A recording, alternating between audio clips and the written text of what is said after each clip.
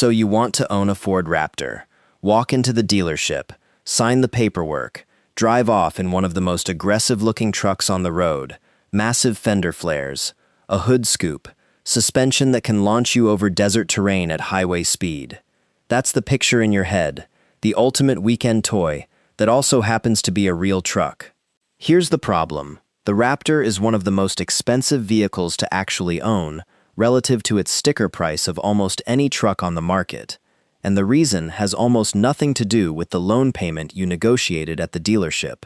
A Ford Raptor is not really a truck purchase. It is a performance vehicle wearing a truck bed, and the moment you understand that difference, everything about how this specific vehicle drains money in ways a regular F-150 never would starts to make sense. Let's start with the price list. Because just like every asset we've broken down before, the Raptor comes in tiers, and the tier you choose changes the entire cost structure underneath it. The standard Raptor, built around a twin-turbo V6 and Fox Racing internal bypass shocks, starts at a base price that typically lands somewhere in the 70s of thousands of dollars, but almost nobody actually pays that number, because Raptors are notorious for selling at or above sticker price, even years after launch, with dealer markups adding another $5,000 to $20,000 on top in high-demand markets, particularly in the weeks immediately following a new model year release. Above that sits the Raptor R, the version Ford built with a supercharged V8, borrowed directly from the Shelby GT500, pushing the price well past $100,000 before any dealer markup gets added at all. And then there's the resale and used market tier, which behaves almost nothing like a normal truck, because Raptors depreciate at a dramatically slower rate than comparable trucks in their first few years, sometimes holding value so well that a lightly used Raptor with reasonable mileage can sell for close to what it cost new, a genuinely unusual pattern in an industry where most vehicles lose a significant chunk of their value the moment they leave the lot. Now here's where the naive mental model falls apart immediately. You assume the expensive part is the purchase price itself. It isn't, not entirely, because the ongoing cost of actually running and maintaining a Raptor is where this vehicle separates itself from a standard pickup truck in ways that catch new owners off guard. Insurance alone runs meaningfully higher than a regular F-150, since insurers price in both the vehicle's higher replacement cost and its performance profile. A truck capable of serious off-road speed and jumps carries statistically higher claim risk than a truck built purely for towing and hauling, and that risk assessment shows up directly on your monthly premium. Fuel economy is another area where the Raptor punishes its owner relative to a standard truck, since the combination of a powerful engine, aggressive tires, and a vehicle weight pushed higher by all that suspension hardware means real-world fuel economy typically lands in the range of noticeably worse than a standard F-150 trim.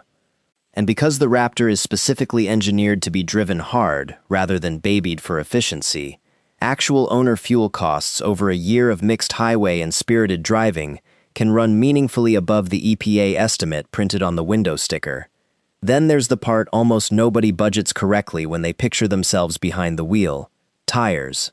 This is genuinely one of the most underappreciated ongoing costs of Raptor ownership, because the vehicle comes factory-equipped with specialized off-road-oriented tires designed to handle high-speed desert running and rock crawling, and those tires are neither cheap nor particularly long-lasting compared to a standard highway tire. A full set of replacement tires for a Raptor can run well over $1,000 installed, and depending on how aggressively the vehicle is driven, particularly if the owner actually uses it for the off-road performance it was built for, rather than just commuting, tread life can come in dramatically shorter than a standard truck tire rated for 80,000 highway miles.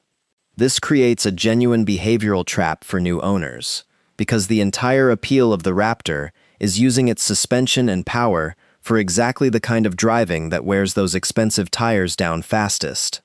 Meaning the more you actually enjoy the vehicle for what it was built to do, the faster you're burning through one of its most expensive recurring costs.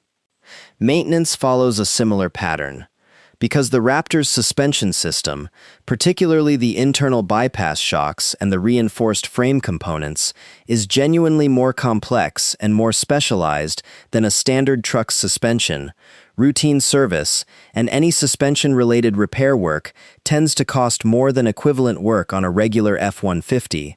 both because the parts themselves are more expensive and because not every general mechanic is equipped or trained to properly service that specific suspension hardware, sometimes pushing owners toward dealership service or specialized shops that charge accordingly. The twin-turbo engine in the standard Raptor and the supercharged engine in the Raptor R both add complexity compared to a naturally aspirated engine, and while modern turbocharged and supercharged engines have become considerably more reliable over the years, the repair cost when something does eventually go wrong with forced induction hardware tends to run meaningfully higher than equivalent work on a simpler engine.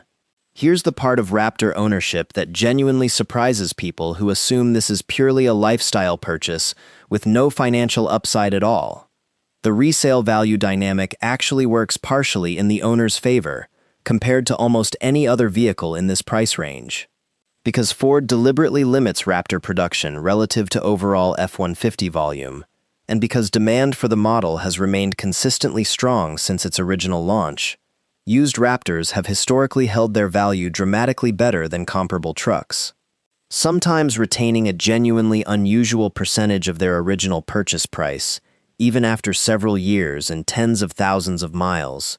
a pattern that stands in sharp contrast to the steep depreciation curve most vehicles, including most trucks, experience in their first 3 to 5 years of ownership. This means the true cost of Raptor ownership, when calculated as depreciation plus insurance plus fuel plus maintenance over a multi-year ownership period, sometimes ends up being closer to a well-optioned standard F-150 than the sticker price gap between the two vehicles would initially suggest, because the Raptor simply doesn't lose value at the same punishing rate.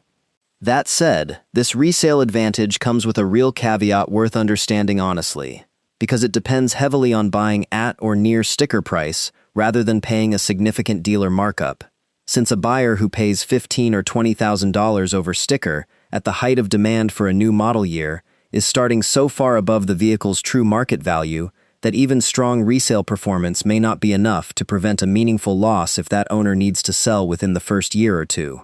before demand and pricing have had time to normalize.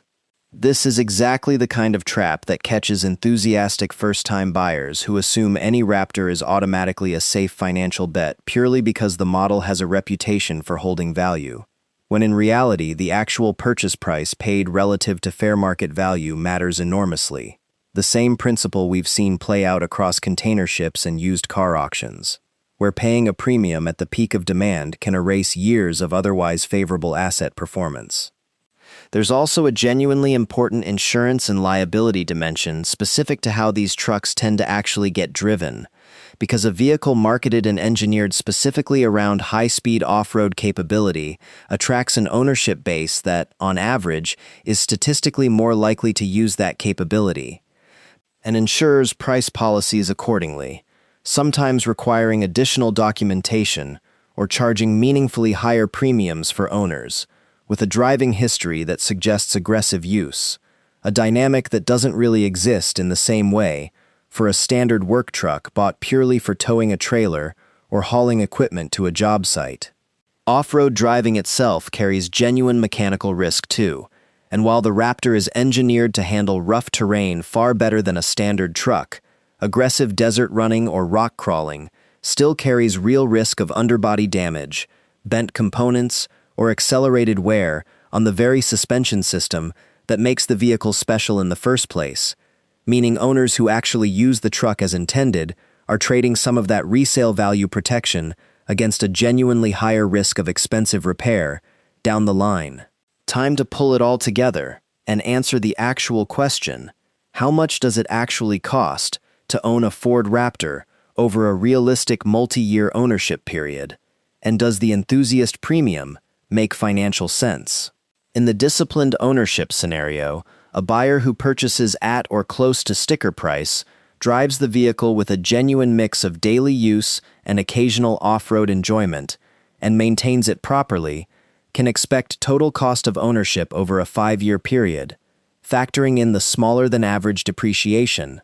higher insurance, worse fuel economy, and more expensive tire and maintenance cycles. That lands meaningfully closer to what you'd spend on a well-optioned standard truck than the initial sticker price gap suggests, precisely because that strong resale value offsets a real share of the higher running costs along the way. In the difficult ownership scenario, a buyer who pays a significant dealer markup at peak demand drives the truck hard and frequently off-road in ways that accelerate tire wear and suspension stress, and needs to sell within the first couple of years, can face a genuinely painful combination of above-market depreciation on the inflated purchase price, plus the accumulated cost of the higher-than-average running expenses, a scenario where the enthusiast premium simply never gets recovered. So if you're deciding whether to buy a Ford Raptor, remember the one thing that actually determines whether this purchase makes financial sense. It was never really about the horsepower number or the suspension travel specs. It's about what you actually pay relative to fair market value on day one. Because in this specific vehicle, unlike almost any other truck on the market, the difference between a smart purchase and an expensive mistake is decided entirely at the moment you sign the paperwork, not years later when you eventually sell.